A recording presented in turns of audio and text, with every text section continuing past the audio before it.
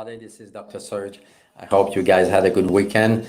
Let's talk about another aspect of this question is you may have noticed that lately I've been talking a lot about red meat and saturated fat and cholesterol. One of the reasons is I've been working on my next book, actually. I wrote a book 4 years ago on cholesterol, saturated fat, and the question of the first book that I wrote was, are those fats bad or healthy for you? So I reviewed 1,600 articles, and the conclusion is no, they are not bad for you. They're actually part of a healthy diet.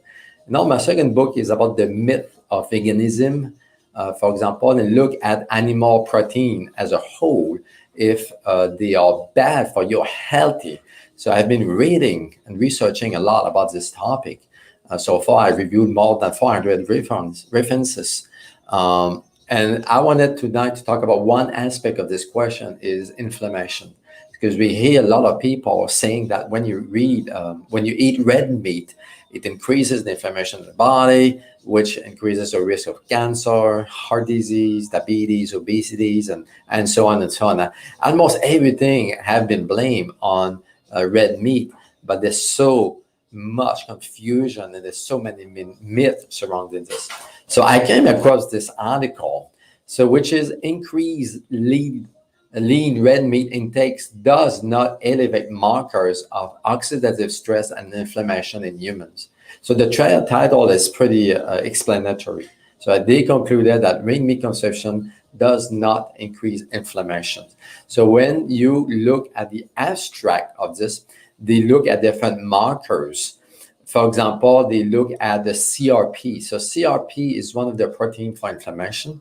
And a lot of doctors actually look at CRP levels to see if there's inflammation in the body. And they found that when you add red meat to the diet, your CRP tends to go lower. Actually, they found that 20% reduction in CRP, which is a marker of inflammation in the body. So really interesting. And they look at other markers.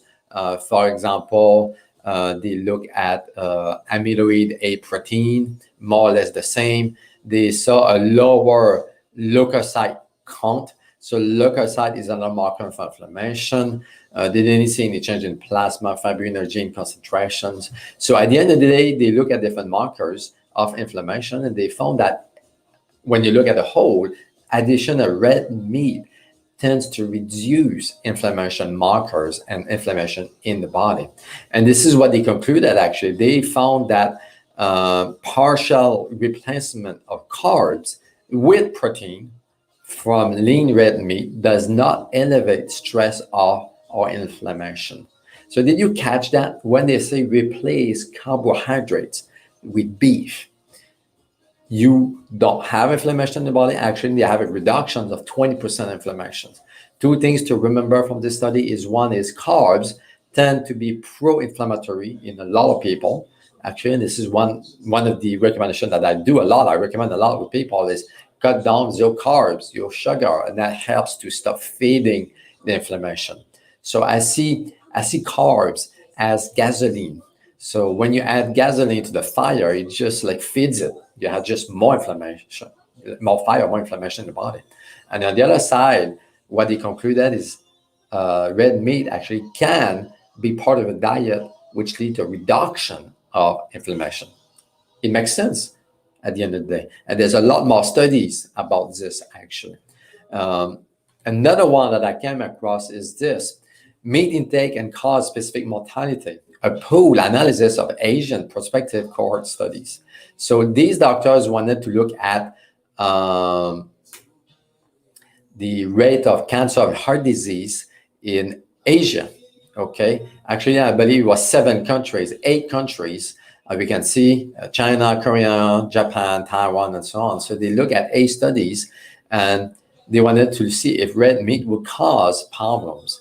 They wanted to look at those countries because they've seen over the last few decades an increase in consumptions of red meat, chicken, pork, and so on. So they wanted to see, okay, they are eating more meat than before. Are they having more cancer, more heart disease? Okay, really interesting.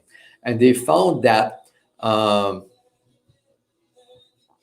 that an increase in meat intake in Asia countries, our pool analysis did not provide evidence of a higher risk of mortality for total meat intake and provide evidence of an inverse association with red meat, poultry, and fish.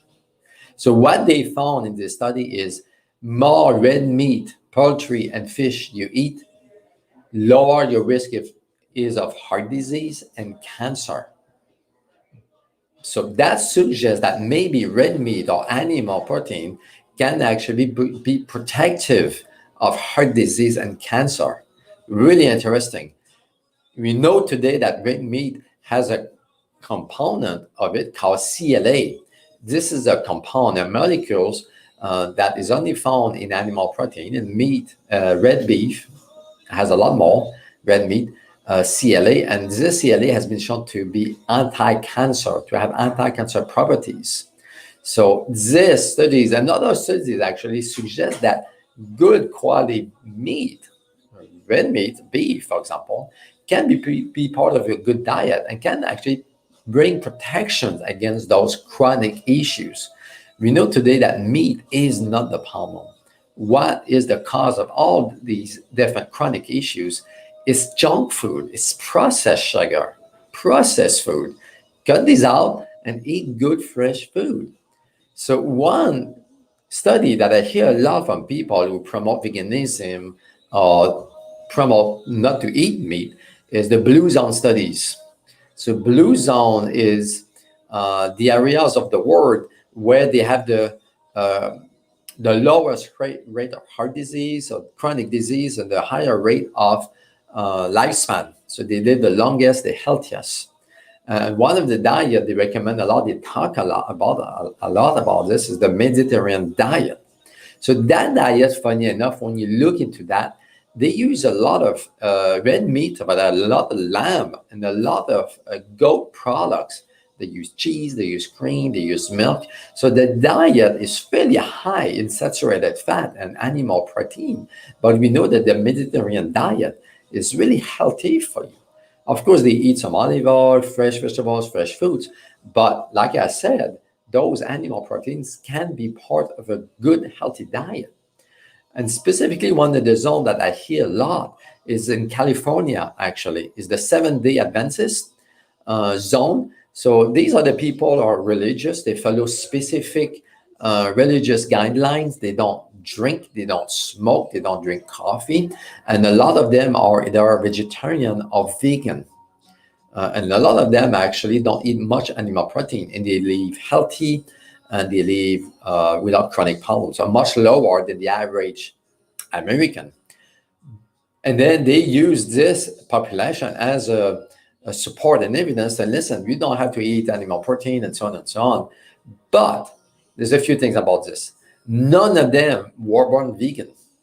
All of them were born eating meat, but at some point they decided to cut out meat to the diet. And we know today the 6 first years of our life is the most critical for the future years or decades to come when it comes to our health. So all of them were meat eater at some point. And then you will never find a population that will be transgenerational vegan, meaning that vegan from generation to generations. That does not exist. You cannot find that. Dr. Price found a small village in India. They were 99+% vegan. Most of the diet was vegetables, fruits, roots, anything coming from the earth, but no animal proteins. And the lifespan was about 40 years. They will not survive beyond 40 years. Crazy, isn't it? So that shows that you need animal proteins to be healthy and to live long and without chronic disease. So let's go back to the Seventh-day Adventists. So there's another population in California who have really similar lifestyles, the Mormons. Okay, they don't drink alcohol, they don't smoke, they don't drink coffee, but they have similar religious practices as the Seventh-day Adventists. The only difference with them is they eat a lot of red meat. Okay, they eat a lot of red meat. However, the rate of cancer, heart disease are much lower than the average population. And they actually, in fact, lower than some of the Seventh-day Adventist people. So what is in common between these two groups of people is not necessarily the diet. It's the religious practices of the lifestyles. They pray, they handle their stress, they give everything to God. They don't drink or use toxins like tobacco, alcohol, coffee. So they have a really clean lifestyle, but the diet is so different when it comes to the amount of saturated fat and cholesterol they eat. And both of them have good lifespan and much lower rate of chronic disease. So claiming that the Seventh-day Adventist is the proof that you have to be vegan is really misleading. As a fact, we know that's not really the case because they are not vegan. They have not been vegan for life. If they were, like Dr. Price found in India, they would not survive past 40 years. So animal protein is part of a healthy, long life. So I hope it makes sense. So if you guys have any questions, you can let me know on this. Thank you for watching. God bless you.